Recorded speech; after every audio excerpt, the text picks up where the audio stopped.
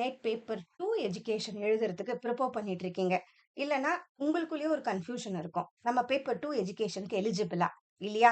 நீங்க masters in education இருந்தாலும் சரி, இல்ல எம்ஏ எஜுகேஷன் படிச்சுட்டு இருந்தாலும், இல்ல நீங்க அத கம்ப்ளீட் பண்ணியிருந்தாலும் நீங்க எலிஜிபிள் தான். ஸோ யுஜிசி நெட் குவாலிஃபை பண்ணா நமக்கு என்ன கிடைக்கும்? இது நமக்கு யுஜிசி நெட்ட பொறுத்தவரைக்கும் கேட்டகரீஸ் ரொம்ப இம்பார்ட்டன்ட் ரோல் ப்ளே பண்ணும். அதே மாரி இதுல நமக்கு பேப்பர் 1, பேப்பர் 2ன்னு 2 இருக்கும். ஸோ 2 பேப்பர்லயும் நம்ம கான்சன்ட்ரேட் பண்ணணும். மொத்தம் இதுல 300 மார்க்ஸ்க்கு நம்ம எழுத போறோம். ரைட்டா? ஸோ இதுல 150 கொஸ்டின்ஸ் இருக்கும். பேப்பர் 1ல 50 கொஸ்டின்ஸ், பேப்பர் 2ல 100 கொஸ்டின்ஸ். இது எல்லாமே எம்சிக்யூஸ்ல தான் இருக்கும். சிபிடி மோட்ல பண்ண போறோம். எலிஜிபிலிட்டிய பொறுத்தவரைக்கும், நீங்க மாஸ்டர்ஸ்ல 55% எடுத்தா எலிஜிபிள். பட் அன்ரிசர்வ்ட் கேட்டகரியா இருந்தீங்கன்னா 50% எடுத்தாலே நம்ம எலிஜிபிள் தான். மாஸ்டர்ஸ் நம்ம படிச்சு முடிச்சிருந்தாலும் சரி, இல்ல இப்பதான் நீங்க செகண்ட் இயர், ஃபைனல் இயர்ல இருந்தீங்கனாலும், நீங்க எழுத ஸ்டார்ட் பண்ணலாம்.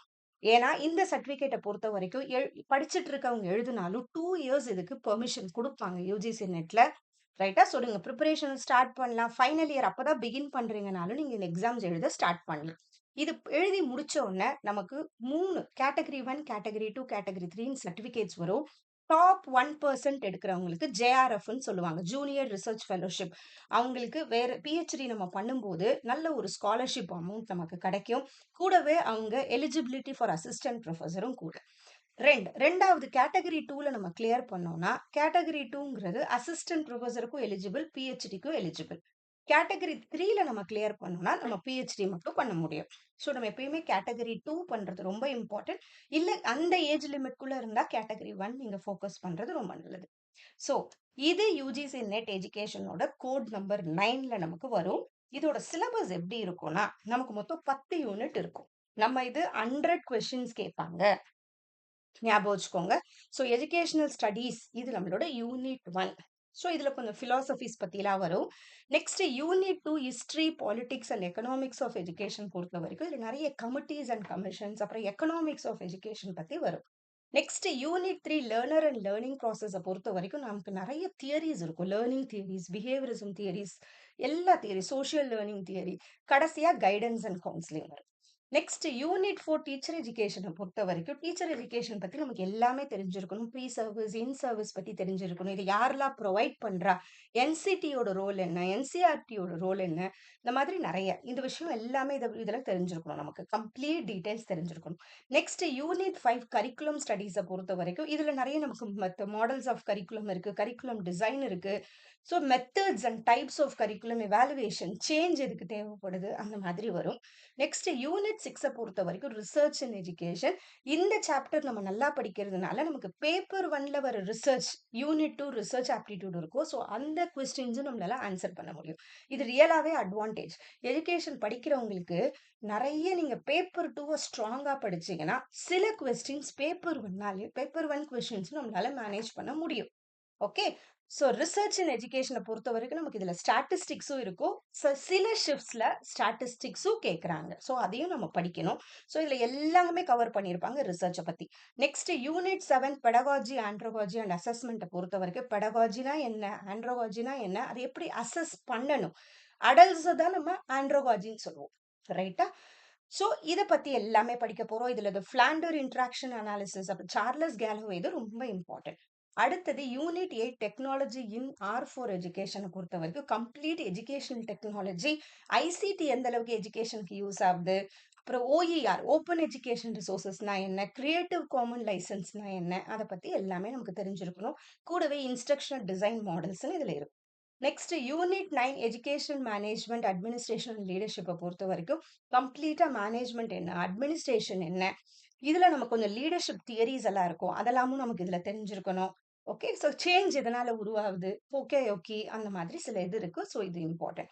நெக்ஸ்ட் யூனிட் 10 இன்க்ளூசிவ் எஜுகேஷன் பொறுத்த வரைக்கும் இன்க்ளூசிவ் எஜுகேஷன்னா என்ன, இன்டகிரேட்டட் எஜுகேஷன், ஸ்பெஷல் எஜுகேஷன்னா என்ன, அப்புறம் WHO என்ன சொல்லியிருக்காங்க, ஐசிஎஃப்னா என்ன, ஸோ அது ரிலேட்டடா கூடவே இதில் நிறைய நமக்கு ஆர்சிஐ ஆக்ட் இருக்கும்.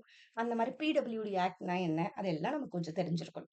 ரைட்டா? ஸோ இதுதான் நமக்கு இருக்கிற 10 யூனிட். ஸோ இந்த 10 யூனிட்டை பொறுத்த வரைக்கும் நமக்கு மொத்தம் 100 கொஸ்டின்ஸ் கேட்கறதுனால ஒரு யூனிட்ல 10 கொஸ்டின் கண்டிப்பா வரும். ஸோ ஒவ்வொரு யூனிட்டுமே நம்ம கிளியரா படிக்க வேண்டியது இருக்கு. ரைட்டா? ஸோ நீங்க பேப்பர் 2 எழுதுறீங்கன்னா, நம்ம இதுக்கு கோர்ஸ் ப்ரொவைட் பண்ணிட்டு இருக்கோம். இது நம்ம பண்றது 5த் பேட்ச். இது நம்மளோட ஓன் எடுமாஸ்டரி ஆப்ல நம்ம கோர்ஸ் ப்ரொவைட் பண்ணிட்டு இருக்கோம். இதுவரைக்கும் இதுதான் நம்ம ஃபாலோ பண்ணிட்டு இருக்க எஜுகேஷனல் டைம் டேபிள். இந்த டைம் டேபிள் பிரகாரம் நம்ம பண்ணிட்டு இருக்கோம்.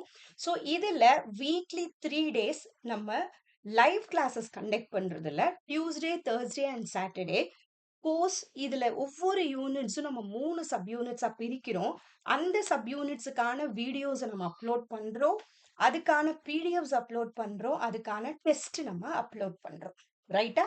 ஸோ அந்த கம்ப்ளீட் வீக் அந்த ஒரு கம்ப்ளீட் யூனிட் வித் டெஸ்ட்டோட நம்ம கம்ப்ளீட் பண்ணிட்டு இருக்கோம்.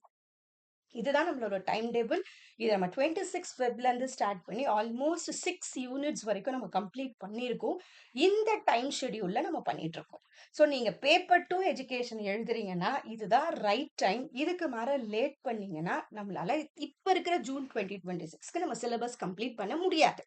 ரைட். பட் இத நீங்க பர்ச்சேஸ் பண்ணீங்கன்னா, உங்களுக்கு ஆல்மோஸ்ட் ஃபெப் 2 வரைக்கும், நெக்ஸ்ட் இயர் ஃபெப் 2 வரைக்கும் நம்ம வேலிடிட்டி குடுத்துருக்கோம். ஸோ நீங்க ஒரு 3 சைக்கிள்ஸுக்கு நமக்கு பெருசா சிலபஸ் சேஞ்ச் ஆவாது. ஸோ இதே நீங்க நல்ல கான்செப்ட் புரிஞ்சு டெஸ்ட் அட்டெண்ட் பண்ணி படிச்சீங்கன்னா, கண்டிப்பா எஜுகேஷன் நல்ல மார்க் எடுக்கறதுக்கு உதவும். ரைட்டா? இது நம்மள ஆப்ல யார் வேணா பார்க்கலாம். நம்ம இந்த மாரி அப்லோட் பண்ணியிருக்கோம். Education time table. நெக்ஸ்ட் நம்ம இப்ப யூனிட் 4 டீச்சர் எஜுகேஷன் தான் நம்ம ஃபர்ஸ்ட் பண்ணோம். இப்ப நீங்க யூனிட் 4 டீச்சர் எஜுகேஷன் நீங்க கிளிக் பண்ணீங்கன்னா, நம்மளோட ஆப்ல லெக்சர் வீடியோஸ்ன்னு இருக்கும். இந்த லெக்சர் வீடியோஸ்ல நம்ம 4 அந்த சப் யூனிட்ஸா பிரிச்சு அந்த வீடியோஸ் இங்க அப்லோட் பண்ணியிருப்போம். ஸோ இந்த வீடியோஸ் உங்க டைம் ஷெட்யூல்ல உங்களுக்கு எப்ப படிக்கணுமோ, நீங்க அத பார்த்து படிச்சுக்கலாம். ரைட்டா? ஸோ லெக்சர் வீடியோஸ் நம்ம பார்க்க போறோம். அதிலேயே நம்ம எப்படி பிரிச்சிருப்போம், ஒவ்வொரு யூனிட்டையுமே லெக்சர் வீடியோ, அதுக்கப்புறம் ஸ்டடி மெட்டீரியல்ஸ்ன்னு பிரிச்சிருப்போம். ஒரு யூனிட்டையே நம்ம sub unit 1, sub unit 2, sub unit 3ன்னு பிரிச்சுட்டு, அந்தந்த சப் யூனிட் வைஸ் வீடியோஸ் தான் நம்ம அப்லோட் பண்ணியிருப்போம். இதுதான் சப் யூனிட் 1ஓட பிடிஎஃப். ஸோ இந்த பிடிஎஃப்ஸ் என்ன பண்ண முடியும்? உங்களால டவுன்லோட் பண்ணி வச்சு, பிரிண்ட் அவுட் எடுத்து வச்சியும் உங்களால படிக்க முடியும். ரைட்டா? ஸோ இதுதான் அந்த சப் யூனிட் வைஸ் பிடிஎஃப்ஸ். அதுவும் குடுத்துட்டு, நெக்ஸ்ட் நம்ம அந்தந்த சப் யூனிட் வைஸுக்கான ஒரு சிபிடி மோட் டெஸ்ட் பிராக்டிஸும் நம்ம குடுத்துருக்கோம். ஸோ இந்த மாதிரி ஸ்ட்ரக்சர்டா ஒவ்வொரு யூனிட்டும் நம்ம படிக்கும்போது, நல்ல கிளாரிட்டி கிடைக்கும். நல்லா நம்ம ஃபோக்கஸ் பண்ணி படிக்கவும் முடியும். ரைட்டா? ஸோ நீங்க எஜுகேஷன் எழுதுறீங்கன்னா, கண்டிப்பா இந்த கோர்ஸ பர்ச்சேஸ் பண்ணிக்கோங்க. ரொம்ப யூஸ்ஃபுல்லா இருக்கும். ரைட்டா? ஸோ இதுல எல்லா யூனிட்ஸுமே நம்ம யூனிட் 4 கம்ப்ளீட் பண்ணியிருக்கோம். யூனிட் 7, யூனிட் 5, யூனிட் 8 நம்ம சிம்பிள் டூ காம்ப்ளெக்ஸா அரேஞ்ச் பண்ணி, சில யூனிட்ஸ் கனெக்டடா இருக்கும். அதெல்லாம் பார்த்து அந்த சீக்வென்ஸ்ல பண்ணிட்டு இருக்கோம். ஆல்மோஸ்ட் யூனிட் 2 முடிச்சுட்டு, இப்ப நம்ம யூனிட் 3 பண்ணிட்டு இருக்கோம். ரைட்டா? ஸோ இதுக்கு மேல டிலே பண்ணாதீங்க. எஜுகேஷன் நீங்க எழுதுறீங்கன்னா, கோர்ஸ் பர்ச்சேஸ் பண்ணிக்கோங்க. இதுக்கு நம்ம இன்ஸ்டால்மென்ட் ஆப்ஷன்ஸும் குடுத்துருக்கோம். ஃபெப் 2 வரைக்கும் வேலிடிட்டியும் குடுத்துருக்கோம். கூட இதுலயும் நம்ம டெஸ்ட் நம்ம குடுக்குறோம். மார்க் யூனிட் வைஸ்ன்னு 50 எம்சிக்யூஸும் இதுல குடுத்துருக்கோம். இங்க நம்ம குடுக்குற எல்லா எம்சிக்யூஸுமே யுஜிசி நெட்ல கேட்ட பிவைக்யூஸ். நீங்க டெஸ்ட் பண்ணி பார்க்கலாம். டெஸ்ட் பண்ணி பார்த்தோன உடனே உங்களுக்கு அதுக்கான மார்க்ஸ் வரும். நம்ம எல்லா கொஸ்டின்ஸுக்கும் எக்ஸ்பிளனேஷன்ஸும் நம்ம ஆட் பண்ணியிருக்கோம். ரைட்டா? ஸோ இந்த மாதிரி ஒரு சீக்வென்ஸ்ல படிக்கும்போது மட்டும் தான் நம்மளால இந்த யுஜிசி நெட் எக்ஸாம் கிளியர் பண்ண முடியும். ஸோ பேப்பர் 2 எஜுகேஷனுக்கு நம்ம கம்ப்ளீட் சப்போர்ட் குடுக்குறோம்.